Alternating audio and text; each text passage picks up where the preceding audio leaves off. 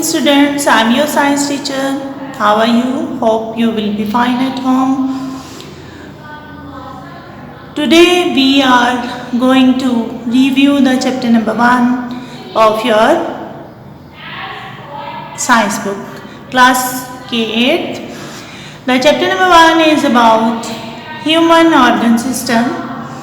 We will have a review about that. जो मैंने आपको पढ़ाया था उसका थोड़ा मैं आपको बताऊंगी और आपने बुक खोल के अपने सामने रखनी है। जो मेन पॉइंट्स मैं आपको बताऊंगी वो आपने अंडरलाइन कर लेनी है। तो स्टूडेंट्स स्टार्ट करते हैं। ह्यूमन ऑर्गन सिस्टम का मैंने आपको बताया था, हमारी बॉडी में बहुत सारे सिस्टम्स काम कर रहे हैं जिसको हम कहते हैं human organ systems. Firstly, we have studied about nervous system. Nervous system is a system by which we can detect changes or anything in our environment. हम एक सिस्टम के जरिए अपने इर्द गिर्द होने वाली सारी चीज़ें जो हैं वो उसको डिटेक्ट कर सकते हैं, उसको हम कहते हैं नर्वस सिस्टम। आगे हमने पढ़ा था न्यूरॉन और nerve cell. The basic functional and structural unit of the nervous system is called neuron. जो इसका सेल होता है जिससे मिलके नर्वस सिस्टम बनता है उसको हम कहते हैं न्यूरॉन। यही वो चीज़ है जो ट्रांसमिट करता है messages from one part of the body to the other. Bundle of neurons जब इकट्ठे हो जाते हैं और bundle of neurons in terms of a cable you can say present होते हैं तो इसको हम कहते हैं फिर नर्व। ठीक है, आगे हमने पढ़ा था types of neuron. There are 3 types of neuron: motor neuron, sensory neurons and associated neurons. Motor neuron carry messages. Motor neuron जो है मैसेजेस एक जगह से दूसरी जगह लेके जाते हैं और जो सेंसरी न्यूरॉन है वो हमें सेंस करके देते हैं कि हमारे इर्द गिर्द जो है माहौल में क्या हो रहा है। इंटर न्यूरॉन या एसोसिएटेड न्यूरॉन जो हैं वो इन दोनों के दरमियान मौजूद होते हैं जो इन दोनों में राब्ता कायम करते हैं। ठीक है जी, आगे हमारा आ गया था central nervous system. Central nervous system जो है ये हमारा ब्रेन एंड स्पाइनल कॉर्ड पे जो सिस्टम मुश्तमिल होता है उसको हम कहते हैं central nervous system. Central nervous system comprised of brain. Brain के भी 3 पार्ट्स हैं, वो मैंने आपको बताया था।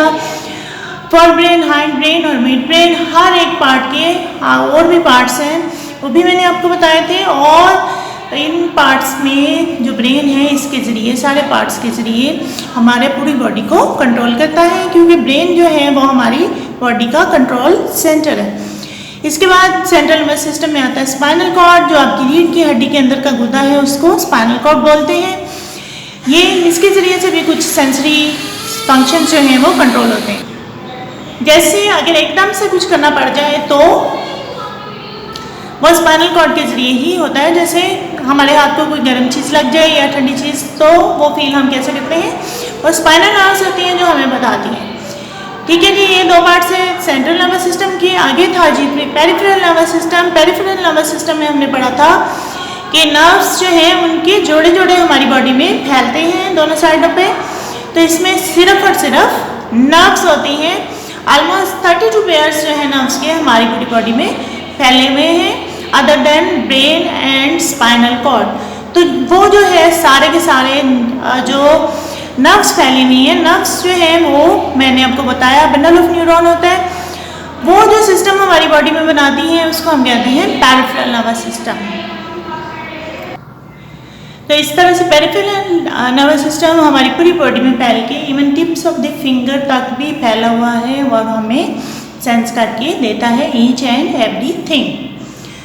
आगे हमने पढ़ा था बच्चों actions working model of nervous system. Working model में मैंने आपको बताया था जैसे हमें प्यास लगी हो तो हमारा नर्वस सिस्टम हमें बताएगा कि हमें प्यास लगी है। फिर हमारा हाथ जो है उसके लिए ज़रा ऑर्गन है जो ग्लास पकड़ने के लिए यूज़ होगा।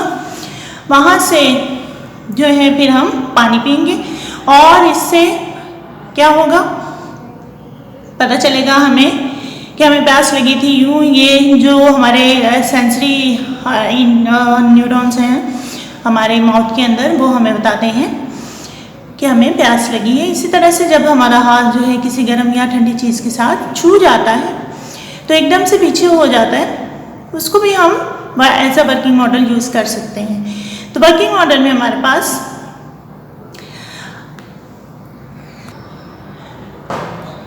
हमारे पास होते हैं रिसेप्टर्स और अफेक्टर्स।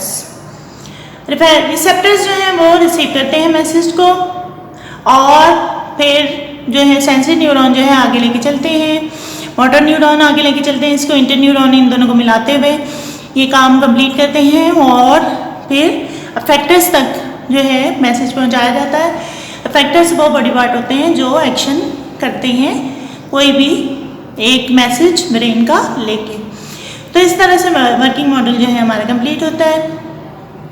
आगे हैं बच्चों actions controlled by nervous system. There are two types of actions controlled by nervous system, voluntary actions and involuntary actions.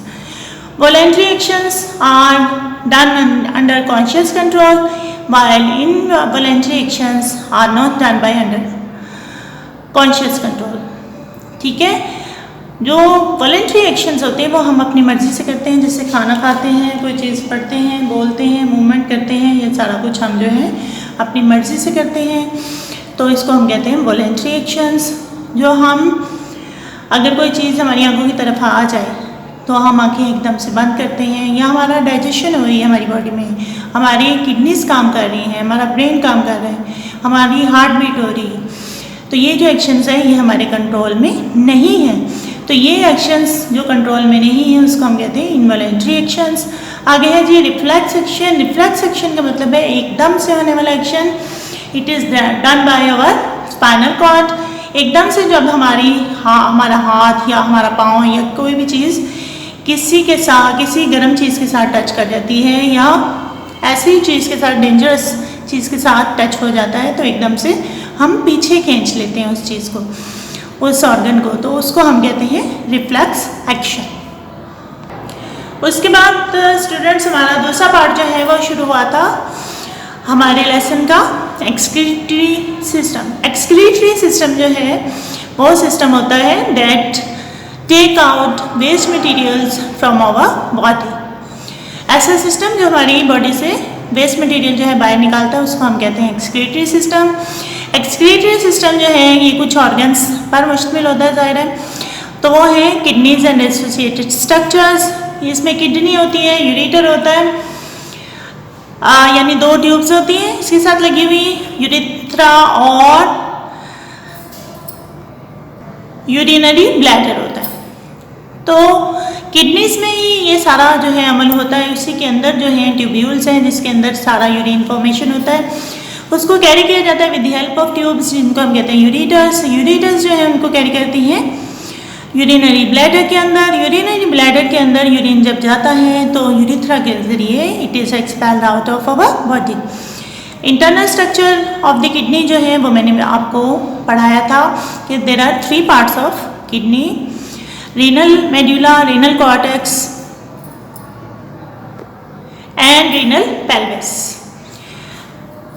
Renal cortex जो है सबसे बाहर वाला हिस्सा होता है और रीनल मेडुला जो है उससे अगले वाला हिस्सा, और जहाँ ड्रेन ऑफ होता है ना, यूरिन ड्रेन ऑफ होता है उसको हम कहते हैं renal pelvis.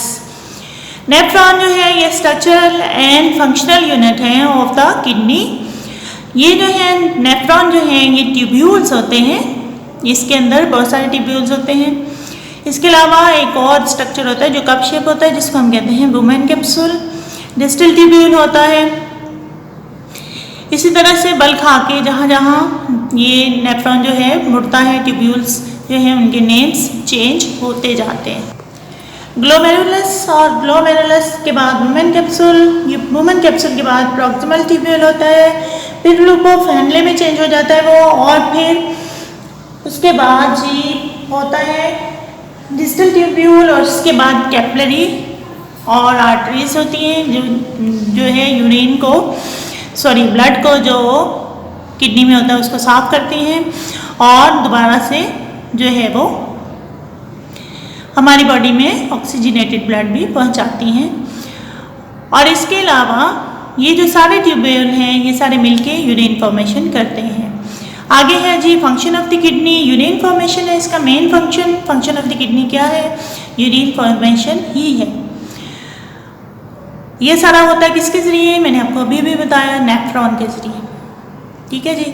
Mail functioning of kidneys में अगर किडनी में स्टोन बन जाए या किडनी किसी वजह से जैसे डायबिटीज़ की वजह से या फिर किसी इन्फेक्शन की वजह से ख़राब हो जाए तो उसको हम कहते हैं मेल फंक्शनिंग ऑफ किडनी।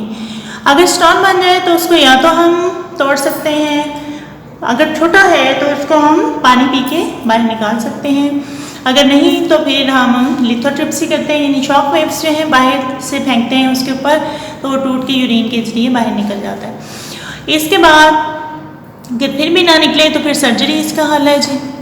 इसके बाद होता है जी रीनल फेलियर। रीनल फेलियर जो है उसका और तो कोई हल नहीं है, उसका जो है डायलिसिस किया जाता है या फिर उसको रिप्लेस किया जाता है किडनी को with the help of surgery. एक हेल्दी पर्सन का किडनी लेके तो उसको उससे जो पेशेंट है उसकी किडनी से रिप्लेस किया जाता है। डायलिसिस जो है वो डायलाइजर में की जाती है, यानी मशीन होती है कि जिसके ज़रिए हमारा सारा ब्लड जो है उसमें से गुजार के किडनी का जो काम है वो किया जाता है और ब्लड को साफ करके दोबारा हमारी बॉडी में डाला जाता है। ट्रीटमेंट के अभी मैंने आपको बता ही नहीं चाहती कि डायलाइसिस और क्या है सर्जरी। मेल फंक्शनिंग क्या थी, स्टोन फॉर्मेशन या फिर किसी वजह से इन्फेक्शन हो जाए, और ट्रीटमेंट डायलिसिस या फिर लिथोट्रिप्सी या फिर क्या हो सकता है उसका सर्जरी हो सकती है। ठीक है स्टूडेंट्स, ये था आज का हमारा review. Hope you will be understanding it, क्योंकि हमने समझा शायद आपको पहले समझ ना आ रही हो, तो अगर आपको कुछ रह गया था तो होपफुली अब समझ आ गई होगी। और इसको दोबारा से देखिएगा, मेन पॉइंट्स इसमें मैंने आपको बताए हैं उसको अंडरलाइन कर लीजिएगा, और ऑब्जेक्टिव क्वेश्चन बाज का आ जाता है कहीं से, वो जो है वो फिर इसके अंदर से भी आ सकता है। ठीक है स्टूडेंट्स, ओके, अल्लाह हाफिज़।